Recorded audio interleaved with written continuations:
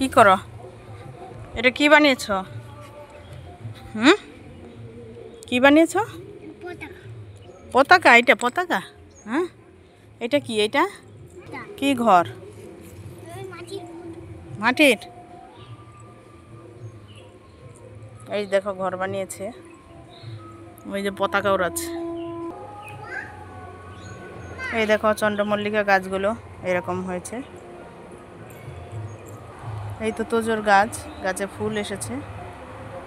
এই দেখো বন্ধুরা, একটা নতুন ফুল, কত সুন্দর।